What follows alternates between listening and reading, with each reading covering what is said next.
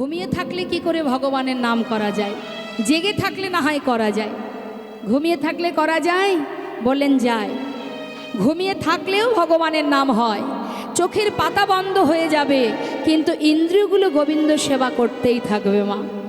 আপনি তার প্রমাণ বাড়িতেই করতে পারবেন। নিজেরাই পরীক্ষা করবেন। কি করবেন?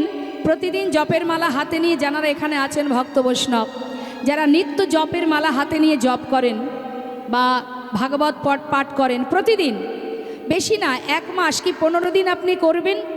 ঠিক পরের দিন সন্ধ্যা হতে না হতেই ঠিক একই সময়ে আপনার চিত্ত চঞ্চল হয়ে যাবে। আহা, আজ আমি ভাগবত পাঠ করতে পারলাম না, আহা আজ আমি মালা জপ করতে পারলাম না। দেখবেন কি হয় মা, অভ্যাস এমনই জিনিস, আপনি যদি নিয়মিত হাতে কাজ করেন আর হরিনাম বদনে গান, এমন একটা সময় আসবে, 1 সপ্তাহ করুন, 1 সপ্তাহ পর দেখবেন আপনি হাতে কাজ করছেন, চলতে ফিরতে ঘুরতে ফিরতে কখন আপনার জিহ্বা সে তার হরিনাম করতে শুরু করে দেবে। আপনি বুঝতেই পারবেন না কখন আপনার জিহ্বা হরিনাম করছে। এটা হয় মা, যে যেটার মধ্যে ডুবে থাকে, সারাদিন আপনি যেটা ভাববেন, ঘুমের মধ্যে, রাত্রে ঘুমের মধ্যে সেই স্বপ্নটাই দেখবেন। হ্যাঁ, তা যে সদা সর্বদাই কৃষ্ণ নাম করে, তার চোখের পাতা বন্ধ হয়ে গেলেও তার ভিতরে ইন্দ্রিয়গুলো অহরহ কৃষ্ণ নাম করে, দিবা নিশি কৃষ্ণ নাম। তা বাবা, যেই না সকাল হয়েছে মা, সকাল হলেই পুরী গোসাই সকাল গড়িয়ে দুপুর হয়ে গেছে, মনে মনে চিন্তা করছে, তাই তো কেউ তো কিছু খেতে দিল না, কেউ আমাকে কিছু দিল না, কি আর করা যাবে, না দেয় না দিক, নাই বা পেলাম খেতে, তাতে আর কি আছে, বসে বসে কৃষ্ণ নামই করি। এই ভেবে বসে বসে কৃষ্ণ নাম করছে বাবা। যেন তার মনে হয় এই যে কৃষ্ণ নাম, এই নামেই তার ক্ষুধা নিবারণ হয়, নামেই পিপাসা নিবারণ হয়। একটা গান আছে না মা, এই নামের সুধা যেবা করে পান, ক্ষুধা তৃষ্ণা তার হয় অবসান। মনোনিবেশ করে যদি কেউ ভজন করে না বাবা, আপনারা বসে বসে শ্রবণ করছেন, নাম শুনতে শুনতে যদি মন একবারে নামে ডুবে যায়, কখন যে ঘন্টার পর ঘন্টা চলে যাবে। কখন দেখবেন অনেক আসরে আমরা দেখেছি বাবা, কীর্তন শুনছে, এদিকে ভক্তদের সেবার আয়োজন হয়েছে, তারা সেবা করছে, কিন্তু অনেক ভক্ত তারা নামের মধ্যে এমনভাবে ডুবে গেছে, তারা আর উঠতেই পারছে না, যেন নামেই তার সব ক্ষুধা নিবারণ হয়ে গেল, নামেই পিপাসা মিটে গেল, নামেই ডুবে যায়। তাই ভক্ত পুরী গোসাই বসে বসে নাম করছে কৃষ্ণ নাম। নাইবা পেলাম খেতে, তাতে কি আছে, কৃষ্ণ নাম করি, নাম গাইছে, কৃষ্ণ নাম করছে। ভক্ত যদি নিজেকে ভগবানের চরণে সঁপে দেয়, সেই ভক্তির পুরো দায়িত্বটাই ভগবানের কাঁধে চেপে পড়ে।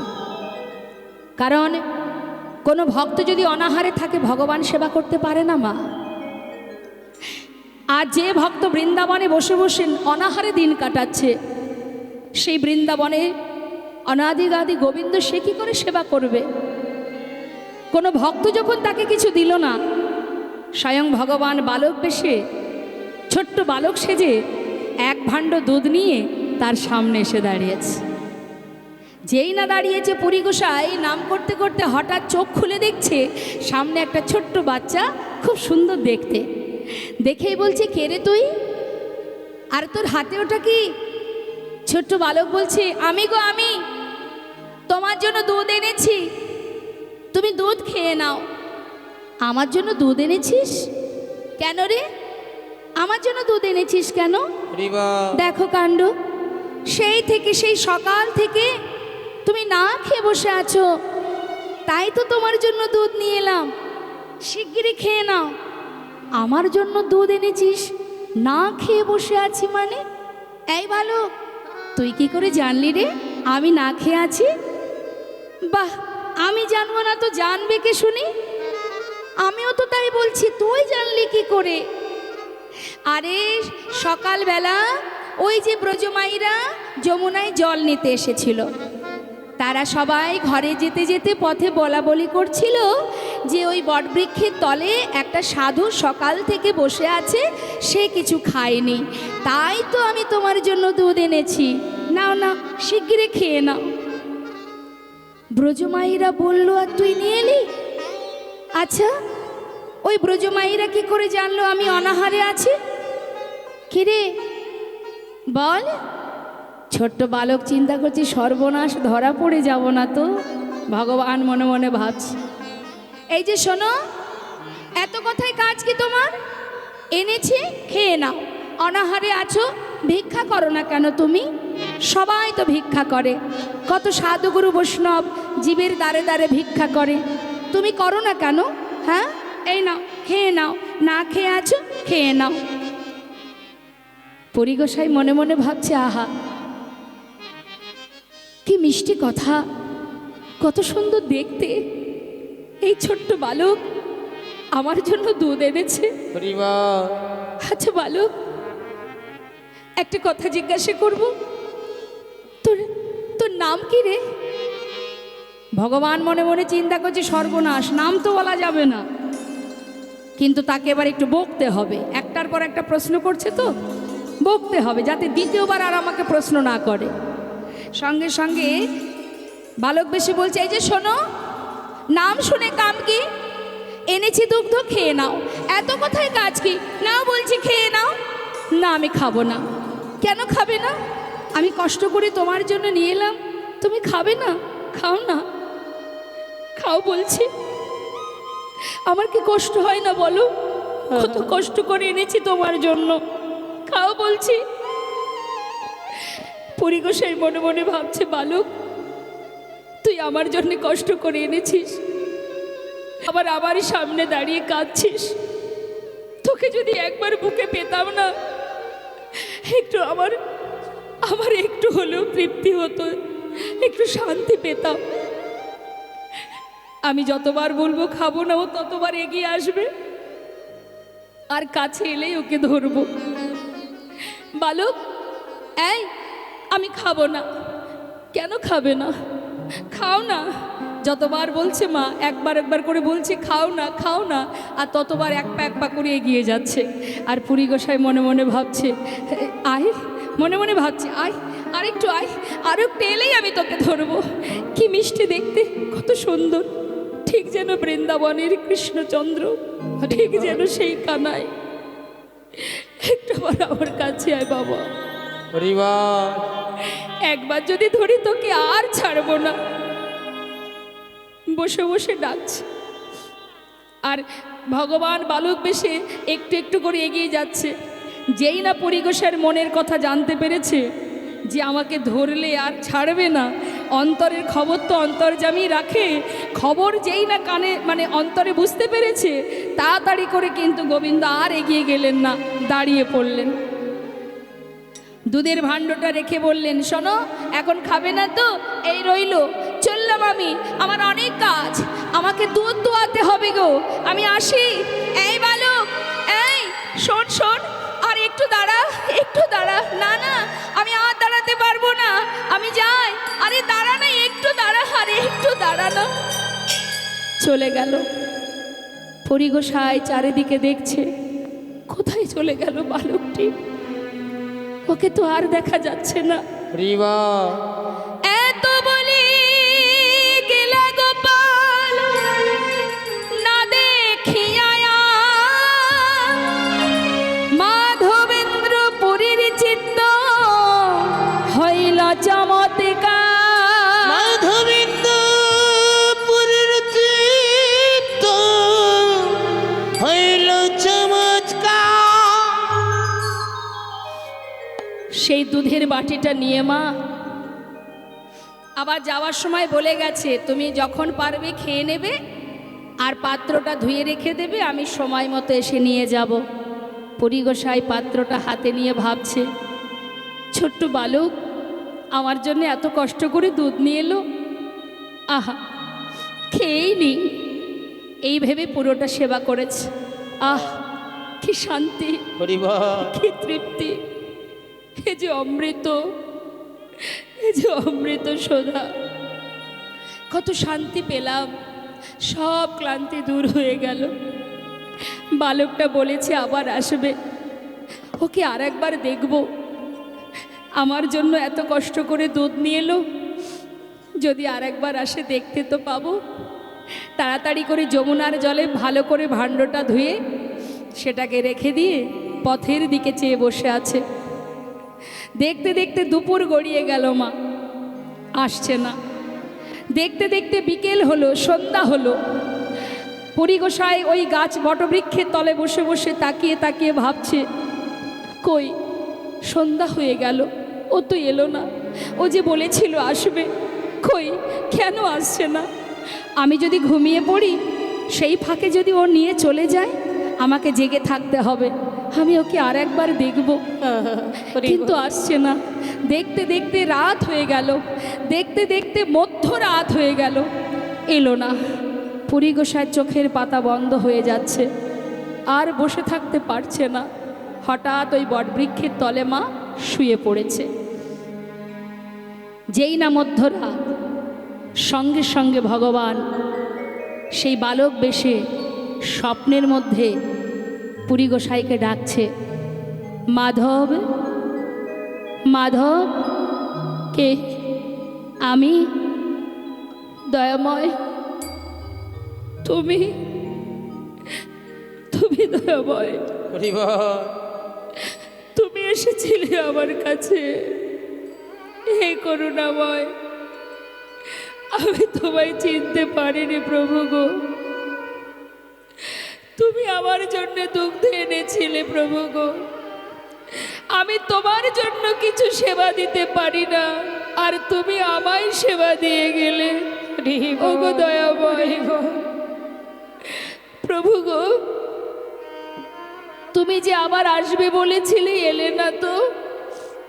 ভগবান বললেন, জানো মাধব, আমি যদি তোমার কাছে যাই, তুমি তো আমাকে আর উদ্ধার করবে না। দয়াময়, কি এমন বিপদ তোমার যে জগতে জীবের উদ্ধার করে বেড়ায়, যে জগতে জীবের কল্যাণ করে, জগতে জীবের মঙ্গলে যে জন করে, আজ তার জীবনে কি এমন কষ্ট দুঃখ প্রভু? মাধব, আমার হাত ধরো, চলো আমি তোমায় নিয়ে যাচ্ছি। গিরি গোবর্ধন পর্বতের এক পাশে মা গভীর জঙ্গল, সেই জঙ্গলের ভিতরে পরিগোসাইকে স্বপ্নের মধ্যেই ভগবান নিয়ে গেলেন। দেখছে সেখানে একটা ছোট্ট কুঞ্জ আছে, যে কুঞ্জের চারিপাশে নোংরা আবর্জনায় ঘেরা, চারিদিকে লতা পাতায় ভরা ঘন জঙ্গল, তার মধ্যে ছোট্ট গোপাল। দেখো মাধব, এই দেখো, আমি এইখানে বছর কি বছর পড়ে আছি। কত কষ্ট, কত দুঃখ, কত যন্ত্রণা নিয়ে পড়ে আছি। জানো মাধব, বহু বছর আগে আমার ভক্ত আমাকে এখানে রেখে চলে গিয়েছিল। আমাকে বলেছিল যে আমি আবার আসব, তোমাকে আবার প্রতিষ্ঠা করব, কিন্তু সে আর আসেনি মাধব। বহু বছর ধরে প্রখর রোদ্দুর, ঝড় বৃষ্টি সব কিছু পড়ে যায় আমার অঙ্গের উপর দিয়ে। নোংরা আবর্জনায় দিনের পর দিন সর্বশরীর আমার মাটির তলায় ঢুকে যায়। আমি যে বড় কষ্টে আছি মাধব, আমি যে বড় কষ্টে আছি। হরিবল হরিবল। যে জগতে জীবের কল্যাণ করে, সবার দুঃখ মোচন করে, আজ সে এত কষ্টে কেন?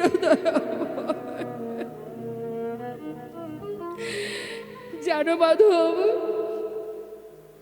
আমি বহু বছর ধরে এখানে বসে পথ চেয়ে বসে আছি। কার জানো? তোমার মাধব। আমি বহুদিন তোমার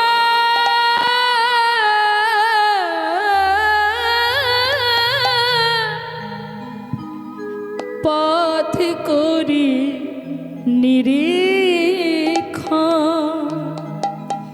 কবে আসিবে মাধব আমার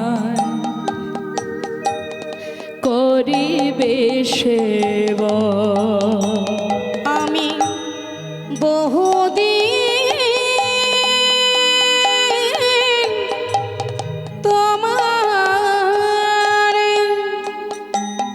পথে করে নিরীক্ষণ, কবে আসিবে মাধব আমার করিবে সেবন। তোমার প্রেম বশে আমি করি অঙ্গীকার। মাধব, তোমার হৃদয়ে যে প্রেম, যে শুদ্ধ ভক্তি, আমি সেই প্রেমে বশীভূত হয়েছি মাধব। রিবন জানো মাধব, আজ তোমার ভক্তি ভালোবাসায় মুক্ত হয়ে আমি তোমায় কথা দিচ্ছি মাধব, তুমি যদি আমায় প্রতিষ্ঠা করো তোমার প্রেম বশে আমি করি অঙ্গীকার, দর্শন দিয়া নিস্তারিব জগত সংসার। আমার প্রেম বশে আমি করি অঙ্গীকার, দর্শন দিয়া নিস্তারিব এ জগৎ সংসার। দয়াময়, তুমি জগৎ জীবের নিস্তার করবে, জগতে জীবের কল্যাণ করবে তুমি। হ্যাঁ, আমি করব মাধব, আমি কথা দিচ্ছি। আচ্ছা দয়াময়, এখানে তোমাকে কেন রেখে গেছে? তোমার জায়গা কোথায়? তোমার নাম কি? মাধব, আমি ছিলাম গিরি গোবর্ধন পর্বতের উপর।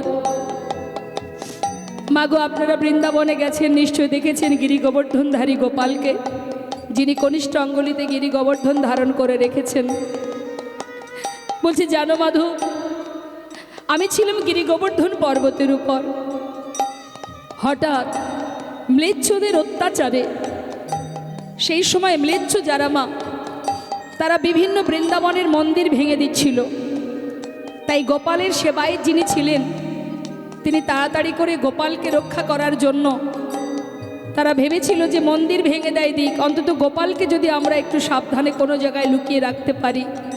তাই গোপালের যে সেবায় ছিলেন, তিনি ওই জঙ্গলের মধ্যে তাকে রেখে বলেছিলেন যে প্রভু তুমি থাকো, আমি যদি বেঁচে থাকি আবার তোমাকে ওই পর্বতে গিরি গোবর্ধনে আবার তোমাকে স্থাপন করব।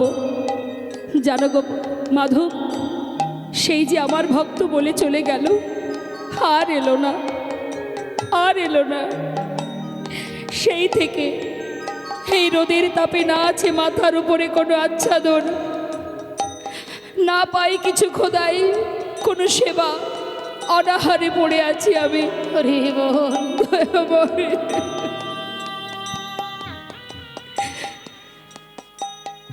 শ্রী গোপাল নাম গোবর্ধন ধারী, ব্রজে স্থাপিত আমি ইহায় অধিকারী। এবার মোরে উদ্ধার করো মাধবেন্দ্রপুরী, মাধবেন্দ্রপুরী, মাধবেন্দ্রপুরী, মাধবেন্দ্রপুরী। এবার মোরে উদ্ধার করো মাধবেন্দ্রপুরী, মাধবেন্দ্রপুরী, মাধবেন্দ্রপুরী।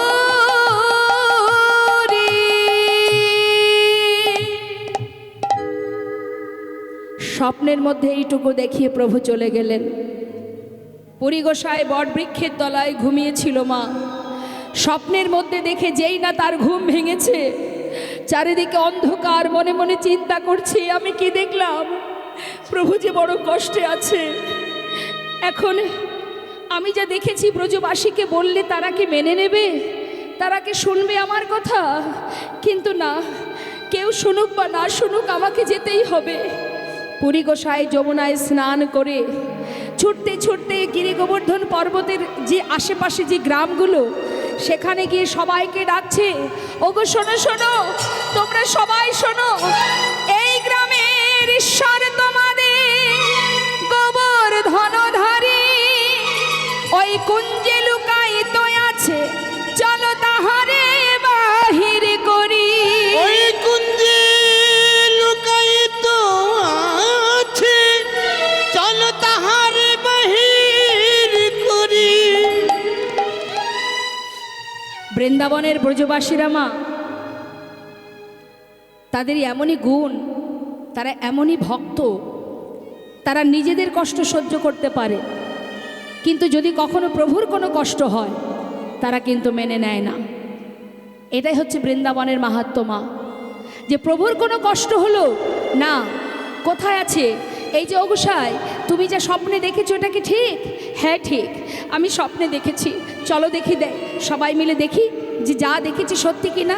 তবে হ্যাঁ, গভীর জঙ্গলের ভিতরে প্রবেশ করতে গেলে সেখানে কিন্তু অনেক জঙ্গল, ঘন জঙ্গল, তো তার তো কোনো রাস্তা নেই, যে যেতে হবে ভিতর দিয়ে, যাবো কি করে, কোনো রাস্তা পাচ্ছে না।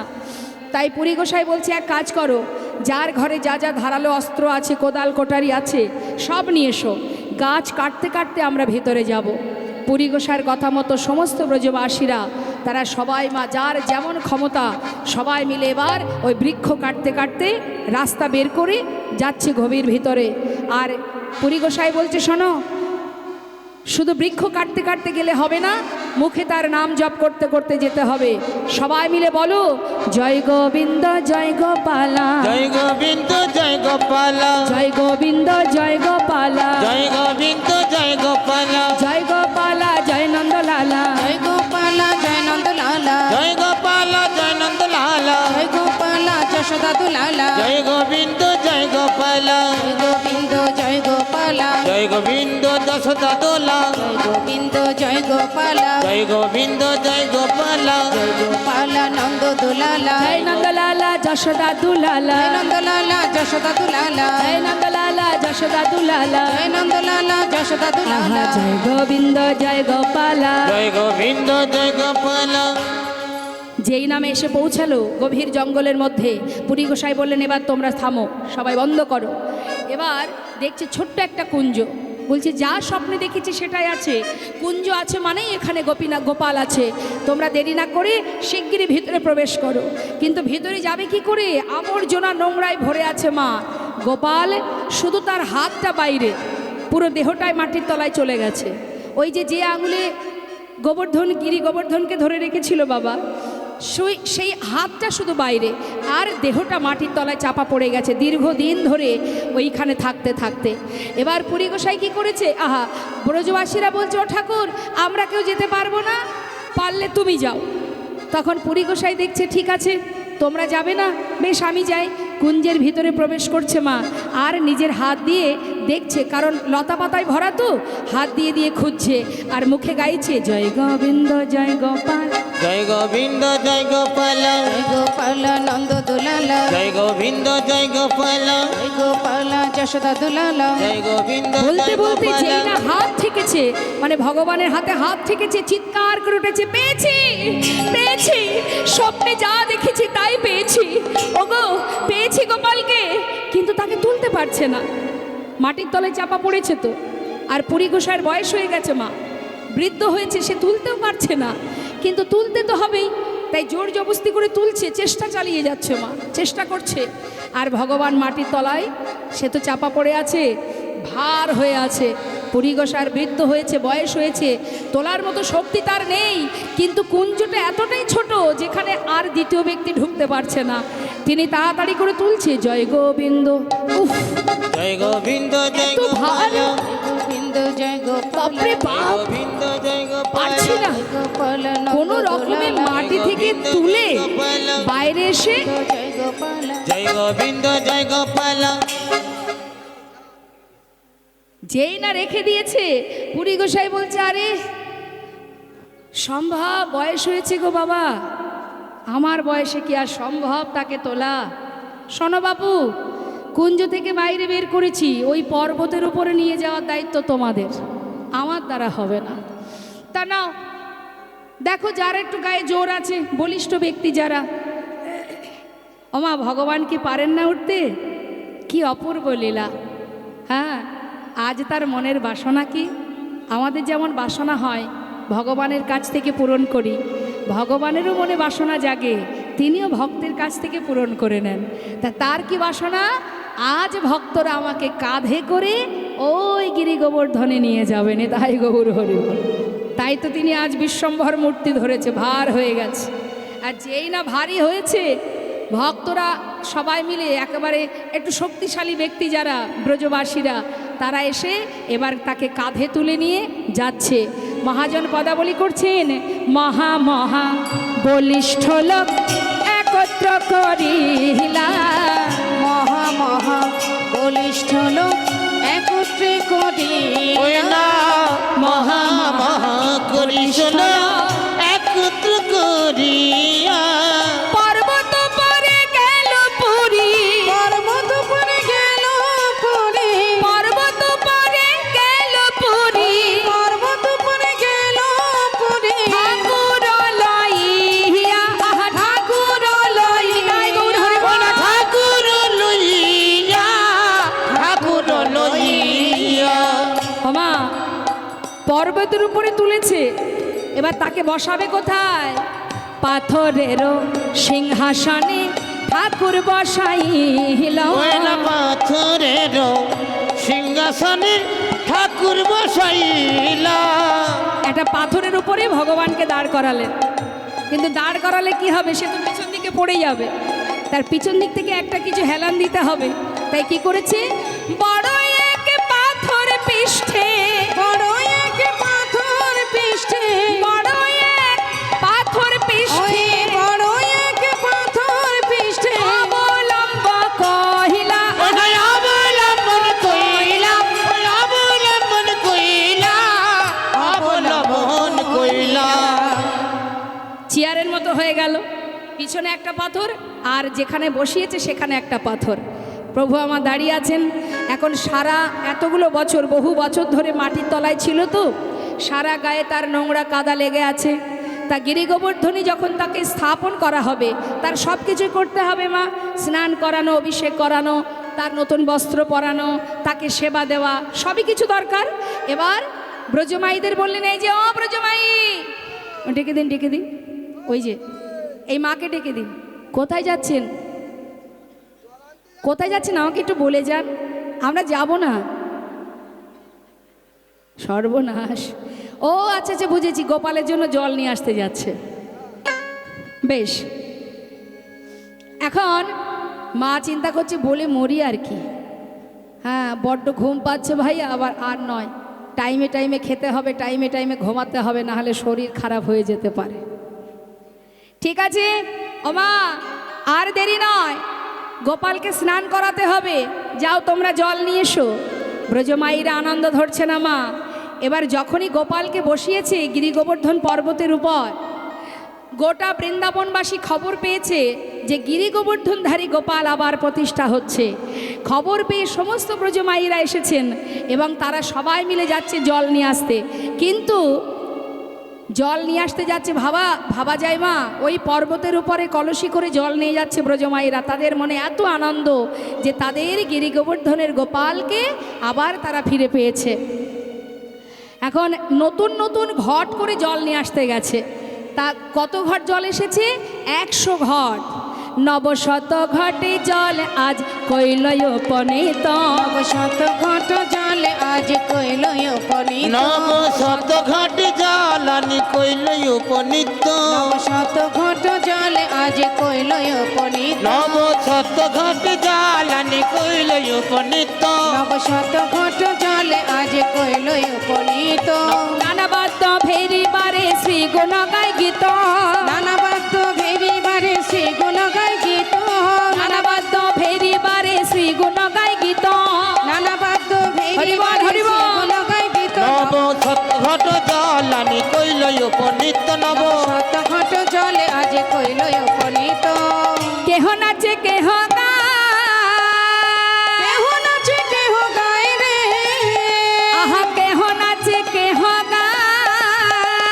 কেহ নাচে কেহ গায় রে কেহ ধুলাই গড়া গড়ি ব্রজরমণী আহা ব্রজরমণী গণ তারা করে হুলা হুলি ওই না বজরঙ্গি গান তারা করে হুলাহুলি ব্রজরমণী গন্তরা করে হুলা হুলি নব শত ঘট জ্বালানি কইল উপনীত শত ঘট জলে আজ কইল উপনীত নব শত ঘট জ্বালানি কইল উপনীত 100 কলস জল ওই পর্বতের উপরে নিয়ে গেলেন গোপালকে স্নান করানো হলো এবার পুরী গোসাই বললেন শোনো বহু বছর ধরে গোপালের কিছু সেবা হয়নি অনাহারে তার দিন কেটেছে তাই তোমরা যে যেমন পারবে তার সেবার আয়োজন করো ওমা বলা মাত্রই সমস্ত ব্রজবাসীরা গোপালের সেবার জন্য যার যেমন ক্ষমতা কেউ বাদ যায়নি যে কিছু না পেরেছে সে একরকম রন্ধন করে নিয়ে এলেও নিয়ে এসেছে এইভাবে সবার হাতে সেবার বস্তু যখন এক জায়গায় করেছে একেবারে মনে হচ্ছে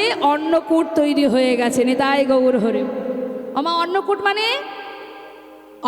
মানে অন্নের পাহাড় হ্যাঁ গোপালের সামনে অন্নের পাহাড় মানে রাশি রাশি রুটি স্তূপে স্তূপে অন্ন ছানা পুরি মাখন ক্ষীর ননি মানে যে যা পেরেছে সবাই এনেছে ভালোবাসে সবাই এখন পুরী গোসাই কী করলেন এবার গোপালকে নিবেদন করবে ভক্তরা বললেন ব্রজবাসীরা বললেন এই যে ও গোসাই তুমি নিবেদন করে দাও এত বলে পুরী গোসাই নিবেদন করিল বহুদিনের খোদাই গোপাল সকলে খাইল বহুদিনের পর গোপাল সকলে খাইল যেই না ওমা আমরা ভগবানকে নিবেদন করে বাইরে আসি না যে 2-5 মিনিট বাইরে থাকি আবার 3 বার হাতে তালি দিয়ে তারপরে ভিতরে গিয়ে আবার আচমন করে প্রসাদ নিয়ে আসি তাই তো এখন পুরী গোসাই নিবেদন করে বাইরে এসেছেন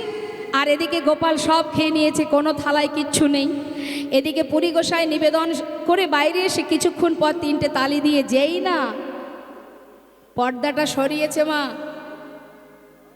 দেখছে কি কোনো থালায় কিচ্ছু নেই সব শেষ ভগবানের কাছে ভক্তেরই তো জোর খাটে ভক্তই পারে ভগবানের কাছে যা খুশি তাই বলতে হ্যাঁ এখন ভক্ত পুরী গোসাই বলছে এই যে এটা তুমি কি করলে প্রভু অপ্রভু সমস্ত ব্রজবাসীরা বাইরে দাঁড়িয়ে আছে তাদের জন্য তো কিছু ব্যবস্থা করতে হবে একটু তো প্রসাদ রাখবে পেলে আর সব খেয়ে নিলে মানছি তোমার খিদে পেয়েছে তাই বলে ভক্তদের জন্য একটু রাখবে না তাদের আমি বলবোটা কি যা ভালো বুঝেছো করেছো আমি কিছু জানি না আমি এই চললাম বাইরে রইল সব তোমার যা ভালো লাগে তাই করো এই বলে ভক্ত বাইরে এলেন এদিকে ভক্তরা সবাই মিলে ভগবানের সেবা হচ্ছে বলে সবাই গাইছে আমরাও গাইব ভজ গোবিন্দ গোপাল গিরিধারী ভজ গোবিন্দ গোপাল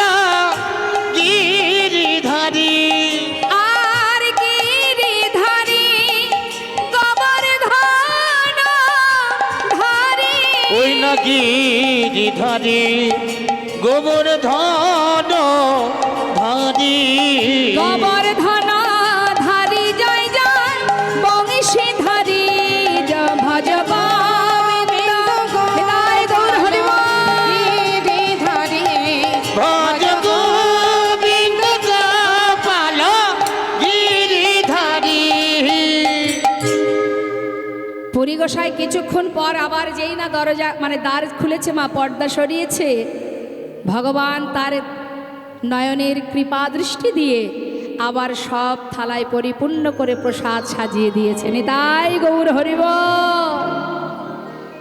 সেই প্রসাদ সবাইকে বিতরণ করলেন। এইভাবে মা 2 বছর ধরে অন্নকূট চলল, 2 বছর। মানে আজকে যদি কোনো ভক্ত ওই গোপালের সেবার দায়িত্ব নিয়েছে, আবার সেইখানে কোনো না কোনো ভক্ত বলে বসলেন, এই যে অগোসাই, কালকে গোপালের যা যা সেবার জন্য প্রয়োজন সব কিছুর দায়িত্ব আমি নেব, মানে আমার খরচ। এবার সেদিন হয়তো কোনো ভক্ত প্রসাদ পেয়ে খুশি হয়ে বললেন, অগোসাই কাল পরশু দিনের যা খরচ, তার পরের দিনের যা খরচ সেটা আমার দায়িত্ব। এই করে করে সমস্ত ভক্তরা এক একজন এক এক দিনের দায়িত্ব নিতে নিতে 2 বছর ধরে অন্নকূট চলল। নিতাই গৌর হরি। হঠাৎ করে মা আসতে পরিগোসাই মনে মনে চিন্তা করছে, গোপালের সেবা দিতে দিতে 2 বছর চলে গেল, এইভাবে যদি বৃন্দাবনে আমি বাধা পড়ি তাহলে তো আমার আর অন্য তীর্থ ঘোরা হবে না। কিন্তু এই সেবার দায়িত্বটা কাকে দেব আমি? দূর দূরান্ত থেকে বিদেশিরা ভক্তরা যারা এসেছে মা, তাদের মধ্যে 2 জন বৈষ্ণবকে পরিগোসাই বললেন, তোমরা কি পারবে গোপালের সেবা কাজ করতে? তা 2 ভক্ত বললেন, কেন পারবো না? তাহলে আজকে থেকে গোপালের সেবার দায়িত্ব তোমাদের থাকলো, তোমরা 2 জন এই গোপালের সেবার দায়িত্ব নেবে। 2 ভক্তকে দায়িত্ব দিয়ে পরিগোসাই মনে মনে ভাবছে, যাক আর আমার চিন্তা নেই, প্রভু আমার প্রতিষ্ঠা চেয়েছে তাকে প্রতিষ্ঠা করেছি, এবার প্রভুকে অন্য ভক্তের হাতে দায়িত্ব দিয়ে আমি এবার বাকি তীর্থ ভ্রমণ করব। এই ভেবে মা ওই বটবৃক্ষের তলায় কোনো রকমে সেই রাত্রিটা বিশ্রামে গেছে। আর যেই না বিশ্রামে গেছে মা, হঠাৎ মধ্যরাত্রে আবার গোপাল স্বপ্ন দেখালেন। দেখুন ভগবানের কি লীলা, ভক্তকে কখনো সঙ্গ ছাড়া তিনি করতে চান না। ভক্তকে বলছে, যেই না পরিগোসাই চলে যাবে ভেবেছে, হঠাৎ ভগবান তাকে আবার আটকে দিলেন মা। কিভাবে?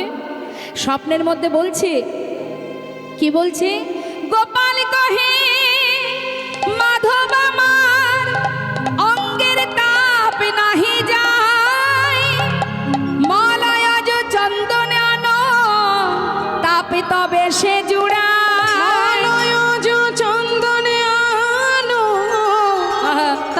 তবে সে জোড়ায়।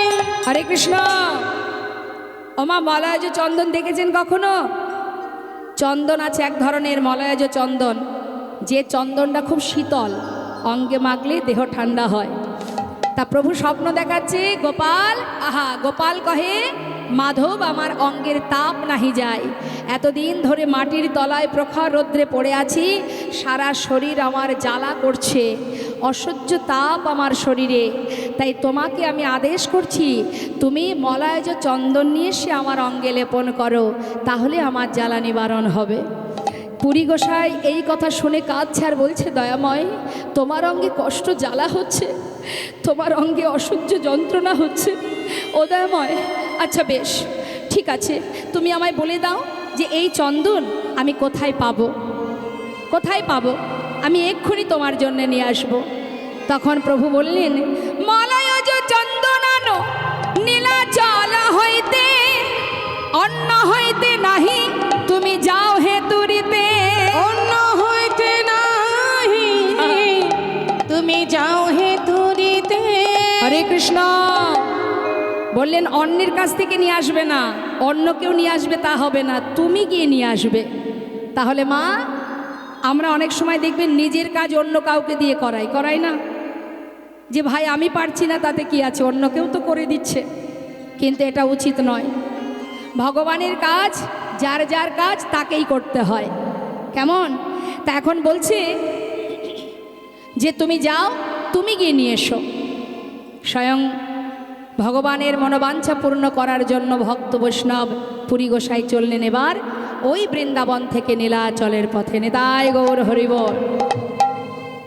ওই পথে যেতে যেতে মা পথে যাচ্ছে বটে, চিন্তা করুন একবার, বয়স হয়েছে তার, চলার শক্তি নেই, তথাপিও তিনি যাচ্ছেন। কেন না প্রভু বলেছে, প্রভু বলেছে মানেই আমার যেতে হবে। এই শিক্ষাগুলো আমাদের পেতে হবে মা। হ্যাঁ, অনেক মানুষ আছে বাড়িতে ভগবানের সেবা দেওয়ার জন্য বাবা মাস মাইনে করে পুরোহিত রেখে দেয়। দেখবেন অনেক বাড়ি আছে যে ঠাকুর মশাই প্রতিদিন আমার বাড়ি এসে পুজোটা দিয়ে যাবে, মাসের শেষে তোমাকে একটা দক্ষিণা দেওয়া হবে। মানে নিজের বাড়িতে ভগবানের সেবা পুরোহিত এসে দিয়ে যাবে, নিজে করবে না। এটা কোনো সেবা নয় মা, এটা কোনো ভজন নয়। তা কি করেছে পুরী গোসাই? যাচ্ছে বদনে প্রভুর নাম গাইতে গাইতে যাচ্ছে। বৃন্দাবন থেকে পুরীধামে যেতে গেলে ওই রেমুনার ওপর দিয়ে যেতে হয়। তা যাচ্ছে আর মুখে গাইছে, গিরি ধারি গোপা গিরি ধারি গোপাল ব্রজ গোবদুলাল অপরূপ লীলা তব তরুণ তোমার গিরি ধারি গোপাল বুঝু গোবদুলাল অপরূপ লীলা তব তরুণ তোমার। গিরি ধারি গোপাল বিশাখার কাছে তুমি চির নিরূপম শ্রীরাধা হৃদয়ে প্রেমের সেধান বিশাখার কাছে তুমি চির নিরূপম শ্রী রাধার হৃদয়ে প্রেমের সিধা শ্রীরাম সুদাম সখা কঠের রাখা ওই না সুদামে সুদামে সখা গুঠরি রাখা অপরূপ লীলা তব তরুণ তোমার। গিরি ধারি গোপাল বুঝু গোপদুলাল অপরূপ লীলা তব তরুণ তোমার। গিরি ধারি গোপাল যশোদার নাচিলে তুমি লনিচর নন্দ দোলাল তুমি আনন্দ কিশোর ওই না যশোদার কাছে যশোদার নয়নে তুমি ননিছ নন্দ দোলাল তুমি আনন্দ কিশোর।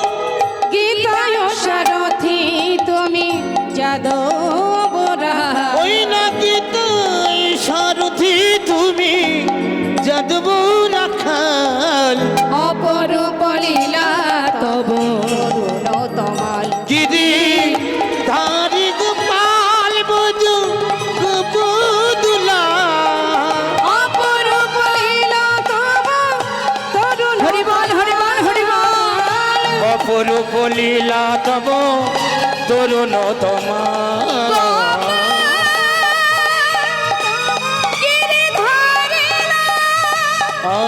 অপরূপ লীলা তব তরুণ তোমার। অপরূপ লীলা তব তরুণ তোমার। আস্তে আস্তে আস্তে। আচ্ছা আমার মায়েদের কি হয়েছে কি? হ্যাঁ ট্রেন পাবেন না তাই? ও লাস্ট ট্রেন, আচ্ছা বেশ বেশ ঠিক আছে। না যদি কোনো কারণবশত যান আমি কিছু বলবো না, কিন্তু অকারণে হরিনাম ত্যাগ করে চলে যাওয়াটা একেবারে অন্যায়। তো ঠিক আছে, পরিস্থিতি যেমন তখন তো সেটা করতেই হবে, অবশ্যই যাবেন। জয় রাধে। তো মা নাম করতে করতে ওই আসতে যারা আছেন বসে তারা একটু মন দিন, নাম গাইতে গাইতে রেমুনায় এসে পৌঁছালেন। রেমুনার উপর দিয়ে তো যেতে হয়, তা রেমুনার উপর দিয়ে যখন যাচ্ছে মনে মনে ভাবছে পুরী গোসাই যে যায় রেমুনা এলাম যখন একবার রেমুনার গোপীনাথকে প্রণাম করে যাই। এই ভেবে যেই না প্রণাম করতে গেছে, সন্ধ্যাবেলা তো সন্ধ্যাবেলায় রেমুনার গোপীনাথ মন্দিরে প্রবেশ করেছে, হঠাৎ দেখছে ওই গোপীনাথ মন্দিরের দরজা বন্ধ হয়ে যাচ্ছে। হঠাৎ পূজারীকে জিজ্ঞাসা করছে, পুরোহিতকে যিনি সেবাই তার কাছে জিজ্ঞাসা করছে, এই যে পূজারী গোপীনাথের মন্দিরে দ্বার বন্ধ করে দিলে কেন? পুরোহিত বলছে, সে কি জানো না এখন যে গোপীনাথের ভোগ নিবেদন হবে? ভোগ? সন্ধ্যাবেলা আবার কিসের ভোগ জানো না বুঝি? না শোনো, সন্ধ্যায় ভোগ লাগে অমৃত কেলি না, সন্ধ্যায় ভোগ লাগে অমৃত কেলি নাম সন্ধ্যায় ভোগ লাগে অমৃত কেলি না, সন্ধ্যায় ভোগ লাগে অমৃত কেলি নাম দ্বাদশ মৃত মৃতে পাত্র ভরি অমৃত ওই সমান। না দ্বাদশ বৃত্তি পাত্র ভরি অমৃতের সমান। দ্বাদশ মৃৎ পাত্র, মৃৎ মানে মাটি, আর দ্বাদশ মানে 12টা। বলছে 12টা পাত্রে করে ক্ষীর রন্ধন করে ওই দ্বাদশ পাত্রে করে এই গোপীনাথের ভোগ দিতে হয়। এটা প্রতিদিন দিতে হয় 365 দিনে। হ্যাঁ, তা দ্বাদশ মৃতে পাত্র ভরি অমৃত সমান। ওই না দ্বাদশ বৃত্তি পাত্র ভরি অমৃতের সমান। গোপীনাথের ভোগ বলি প্রসিদ্ধ যাহা, গোপীনাথের ভোগ বলে প্রসিদ্ধ যাহা। গোপীনাথের ভোগ বলি প্রসিদ্ধ ওই যাহা। না গোপীনাথের ভোগ বলে প্রসিদ্ধ যাহা। পৃথিবীতে ওইছে ভোগ কাহা নাহিয়া, পৃথিবীতে ওইছে ভোগ কাহা নাহি আর। নাই তুলনা, নাই তুলনা, না না নাই তুলনা, নাই তুলনা। এই ভোগের নাই তুলনা, ওগো এই ভোগের নাই তুলনা। কোথাও পাবে না, কোথাও পাবে না, তোমরা কোথাও পাবে না। তোমরা কোথাও পাবে না। এই অমৃত কেলি ভোগ কোথাও পাবে না। এই অমৃত কেলি ভোগ কোথাও পাবে না। পৃথিবীতে ওইছে ভোগ কাহা নাহিয়া। পৃথিবীতে হইছে ভোগ কাহা নাহিয়া। পৃথিবীর মধ্যে বিখ্যাত, মনে মনে ভাবছে পুরী গোসাই, পৃথিবীর মধ্যে যে বিখ্যাত যে ভোগ, যদি তার একটু স্বাদ পেতাম তাহলে বৃন্দাবনে গিয়ে আমি গিরি গোবর্ধন গোপালকে রন্ধন করে খাওয়াতাম। এই যে মনে মনে ভেবেছে মা, হ্যাঁ, মনে মনে ভাবা মাত্রই অন্তর্যামী ভগবান অন্তরে জানতে পেরেছে। কিন্তু পুরী গোসাইয়ের স্বভাবটা দেখুন কেমন, এক মনে ভাবছে যে যদি এই ক্ষীরের একটু স্বাদ পেতাম তাহলে গোপালকে খাওয়াতাম।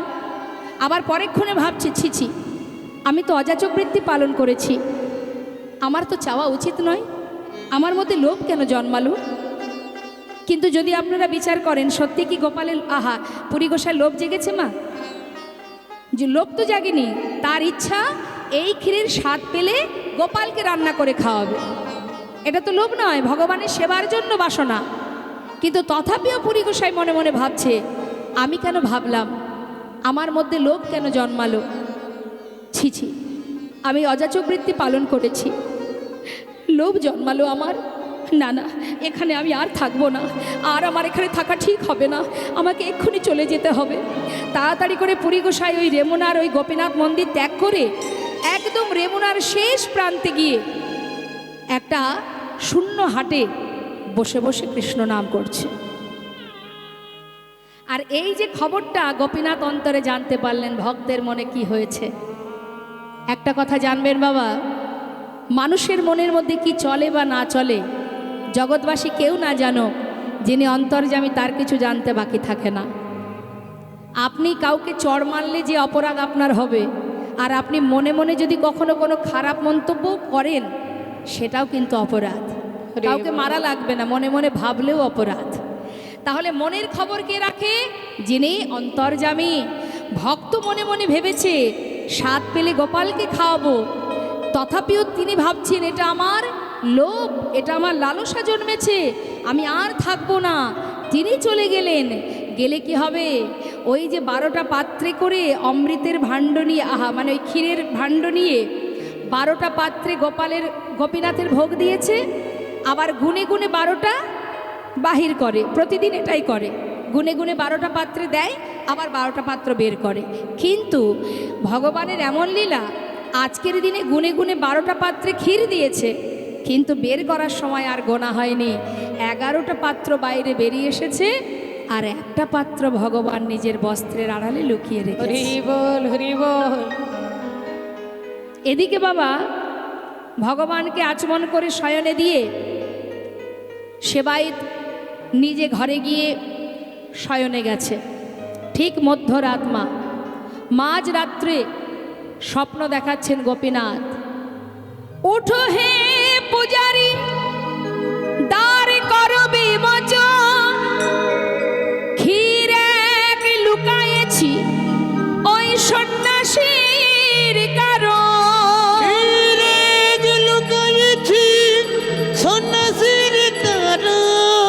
পূজারি ওঠো, আমার মন্দিরে দ্বার খুলে আমার বস্ত্রের আড়ালে এক ভাণ্ড ক্ষীর আছে। রেমুনার শেষ প্রান্তে শূন্য হাটে আমার ভক্ত বসে বসে আমার গুণগান করছে। হরি বল। এক্ষুনি তুমি এই ক্ষীরের পাত্র তার কাছে নিয়ে যাও।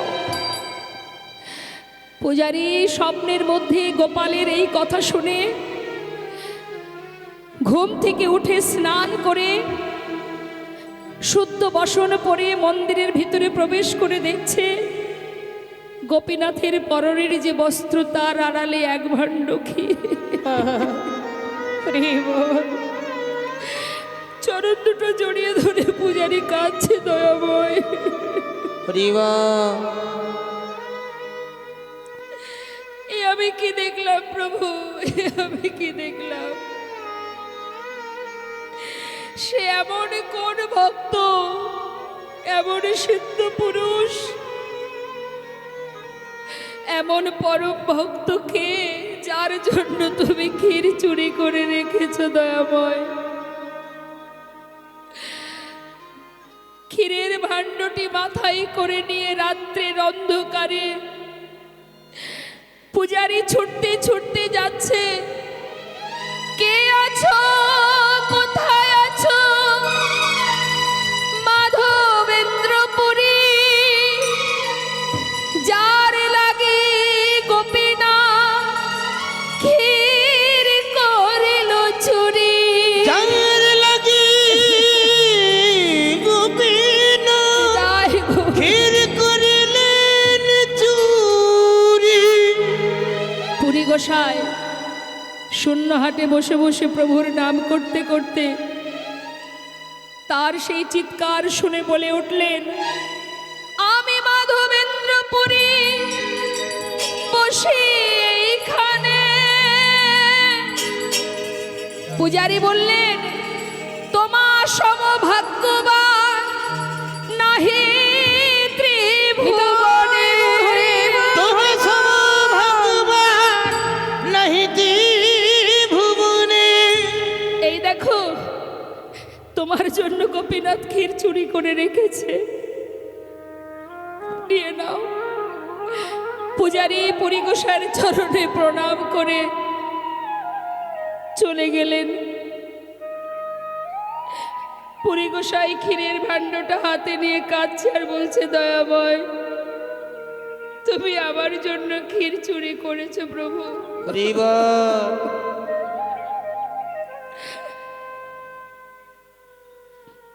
এক ফোঁটা বাবা, তার মনে কি আশা ছিল, মা যদি একটু স্বাদ পাই গোপালকে রান্না করে খাওয়াবো, তাই না? আজকে যখন এক ভাণ্ড ক্ষীর পেয়েছে, পুরোটা কিন্তু খেতে পারতো, খাইনি।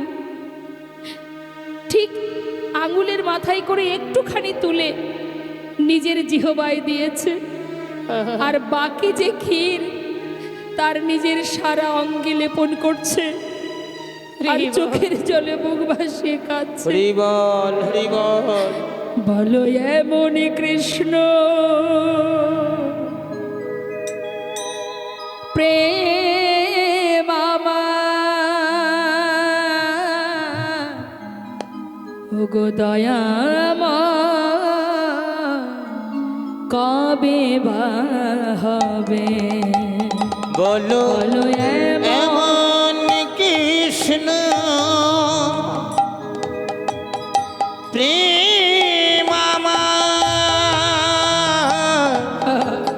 ওগো দয়াময়, কবে বা হবে? বলো এমন কৃষ্ণ প্রেম আমার, দয়াময়, কবে বা হবে? বলো এমন কৃষ্ণ প্রেম আমার, ওগো দয়াময়, কবে বা হবে?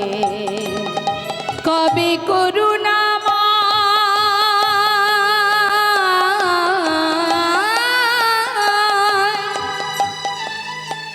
হে আমার করুণাময়, করুণাময়,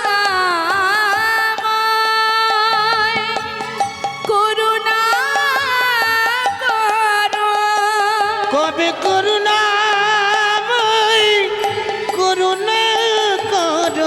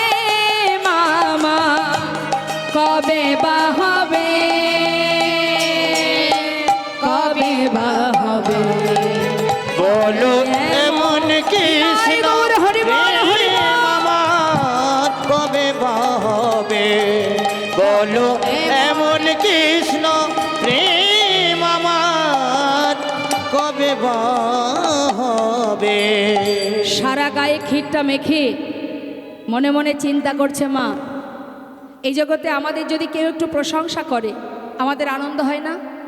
আমরা সবাই প্রশংসাবাদী, মানে কেউ আমাদের প্রশংসা করলে আমাদের খুব আনন্দ হয়। হ্যাঁ, কেউ আমাকে একটু বাহবা দেবে, কেউ আমার নাম জয় জয়কার করে উচ্চারণ করবে, কেউ বলবে কি ভালো কি ভালো।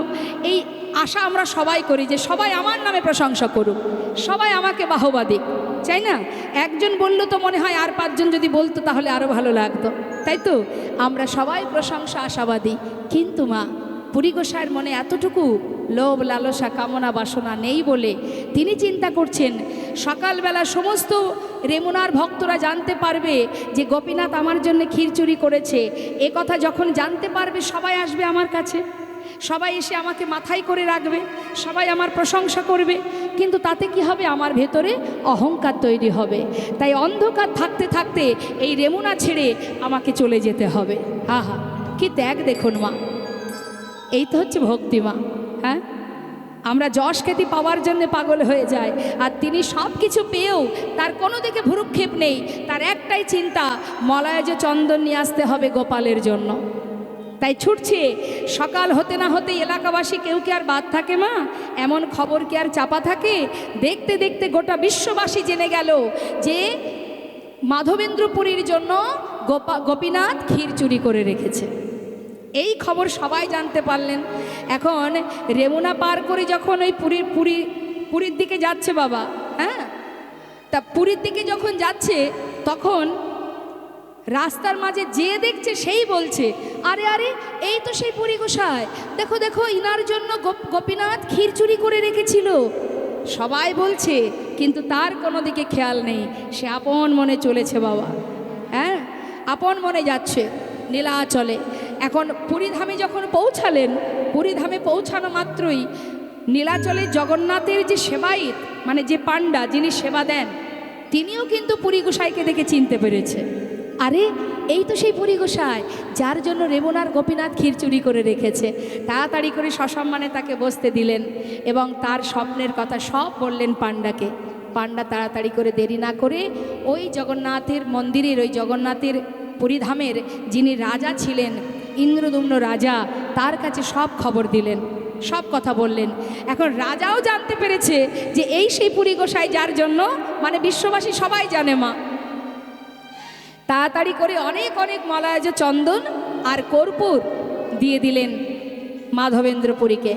কিন্তু পুরী গোসাই তো বৃদ্ধ হয়েছে, চলতে পারে না, তাই দুজন সেবাই দিয়েছে, মানে দুজন বাহক দিয়েছে যে তোমরা যা যা মলয়জ চন্দন দিয়েছি সব কিন্তু তোমরা নিয়ে যাবে। বড় বড় বোঝা করেছে মা, সেই বোঝাগুলো তাদের ঘাড়ে চাপিয়ে দিয়েছে, বলে তোমরা নিয়ে যাবে, পুরী গোসাইয়ের জন্য এতটুকু কষ্ট না হয়। তোমরা সাবধানে যাবে এবং তাকে লক্ষ্য রাখবে, তার দেখভাল করবে, তোমরা যাও। এবার পুরী গোসাই আর ওই দুই সেবায়িত মানে বাহক, তারা চন্দন নিয়ে আর কর্পূর নিয়ে যাচ্ছে। বৃন্দাবন থেকে আবার নীলাচল থেকে আবার বৃন্দাবনের দিকে যেতে পথে ওই রেমুনার ওপর দিয়ে যেতে গিয়ে চিন্তা করছে, তাই তো আসার সময় তো প্রণাম করতে পারিনি, যাওয়ার সময় না হয় একটু প্রণাম করে যাই। এই ভেবে আবার ওই গোপীনাথ মন্দিরে গেছে। সঙ্গে সঙ্গে গোপীনাথ মন্দিরের পূজারী এক ভাণ্ড ক্ষীর দিয়েছে। পুরী গোসাই সবটুকু সেবা করেছে। করার পর এবার একটু তন্দ্রা মতো এসেছে মা চোখে। কোনো রকমে ওই জগমোহনে একটু চোখের পাতা বন্ধ করেছে। আর সঙ্গে সঙ্গে বৃন্দাবনের গিরিগোবর্ধন গোপাল স্বপ্ন দেখাচ্ছে, মাধব মাধব দয়াময়, এই তো প্রভু, আর একটু অপেক্ষা করো, আমি তোমার জন্য মলয়জ চন্দন এনেছি, আর একটুখানি কষ্ট করো, আমি এক্ষুনি বৃন্দাবনে পৌঁছে যাব, একটু দাঁড়াও। মাধব, আর তোমাকে বৃন্দাবনে আসতে হবে না। কেন জানো? মলয়জ চন্দন লেপন করলে হয়তো আমার অনেক জ্বালা, অনেক তাপ নিবারণ হবে, কিন্তু জানো ওই চন্দনের থেকে বেশি আনন্দিত আমি তোমার ভক্তি চন্দনে। আরে জানো মাধব, তোমার ভক্তি চন্দনে আমার সকলে জ্বালা দূর হয়ে গেছে, আমার আর কোনো কষ্ট নেই মাধব, সমস্ত কষ্ট দূর হয়ে গেছে মাধব, তোমার ওই ভক্তি চন্দনে আমি সন্তুষ্ট। তোমাকে এই বয়সে আর বৃন্দাবনে আসতে হবে না। ওই যে গোপীনাথ মন্দিরে আছো ওই গোপীনাথের অঙ্গে লাগাও। না না, এটা কি করে হয়? এখানে তুমি গোপীনাথ, সেখানে তুমি গোপাল। আমি এখানে কিচ্ছু দিতে পারবো না, আমি তোমার কাছে যাব না। শোনো মাধব, আমাতে আর গোপীনাথে একই অঙ্গ হয়। গোপীনাথের চন্দনে দিলে যে নয় আমার তাপ ক্ষয়। গোপীনাথের চন্দন দিলে যেন আমার তাপ ক্ষয়। সেই সঙ্গে সঙ্গে স্বপ্নের মধ্যে যেই না দেখেছে, সঙ্গে সঙ্গে পুরোহিতকে সব বললেন, ওই গোপীনাথ মন্দিরের পূজারীকে সব বলার পর পূজারী দেরি না করে মা সমস্ত এলাকাবাসীকে খবর দিলেন। দেখুন, তারা কিন্তু নিজেরা কাজ করেনি, সবাইকে নিয়ে তবেই কিন্তু এই কর্ম করেছে ভগবানের সেবার কাজ। তাই ভগবানের সেবা কাজ কখনো একা একা হয় না, আর একা একা করতেও নেই, সবাইকে নিয়েই করতে হয়। এবার সমস্ত এলাকাবাসী রেমনার ভক্তবৃন্দ তারা এলো, আর সেই দিন থেকে চন্দন লাগাতে শুরু করলেন গোপীনাথের অঙ্গে। একটানা 21 দিন চন্দন যাত্রা হলো। যারা রেমনায় গেছেন বা যাননি দর্শন করে আসবেন মা, প্রতি বছর সেখানে চন্দন যাত্রা হয়। এই চন্দন গোপীনাথের অঙ্গে মাখানো হয়। ওই গোপাল, গিরি গোবর্ধন গোপাল আদেশ করেছিল পুরী গোসাইকে, তাই চন্দন মাখাতে শুরু করলেন। যতদিন চন্দন ছিল ততদিন মাখিয়েছে, মানে 21 দিন ধরে চন্দন মাখিয়েছে। চন্দন যাত্রা দর্শনে দূর দূরান্তের ভক্তরা এসেছে, যেটা আজও বর্তমান দর্শন করবেন। তাই চন্দন মাখাচ্ছে আর সবাই মিলে গাইছে, নব দুর্বাদল ঘন শ্যাম, নব দুর্বাদল ঘন শ্যাম, নব দুর্বাদল ঘন শ্যাম, নব নব দুর্বাদল ঘন শ্যাম, নব দুর্বাদল ঘন শ্যাম, ঘন শ্যাম, নব দুর্বাদল ঘন শ্যাম, নব দুর্বাদল ঘন শ্যাম। যে বাঁশি বাজিয়েছিলে, যে বাঁশি বাজিয়েছিলে, যে বাঁশি বাজিয়েছিলে, যে বাঁশি বাজিয়েছিলে বৃন্দাবনে, সে বাঁশি বাজাও আবার সবারই কানে। আর যে বাঁশি বাজিয়েছিলে বৃন্দাবনে, সে বাঁশি বাজাও আবার সবারই কানে। নব দুর্বাদল ঘন শ্যাম, নব দুর্বাদন ঘন শ্যাম, নব দুর্বাদন ঘন শ্যাম, ঘন শ্যাম, নব দুর্বাদন ঘন শ্যাম, নব দুর্বাদন ঘন শ্যাম। সেই গোপীনাথের যদি কখনো রেমনায় যান, সেখানেই পুরী গোসাইয়ের সমাধি আছে, সেখানেই তিনি বাকি দিনটা কাটিয়েছিলেন, আর কোথাও যায়নি। দর্শন করলাম আমরা ক্ষীরচোরা গোপীনাথের সেই লীলা মহিমা। সবাই মিলে একসঙ্গে বলবো, ভক্ত আর ভগবানের মিলন হইল, ভক্ত আর ভগবানের মিলন হইল, ভক্ত আর ভগবানের মিলন হইল, ভক্ত আর ভগবানের মিলন হইল। প্রেমানন্দে বদন ভরে হরি হরি বল, প্রেমানন্দে বদন ভরে হরি হরি বল, প্রেমানন্দে বদন ভরে হরি হরি বল, প্রেমানন্দে বদন ভরে হরি হরি বল।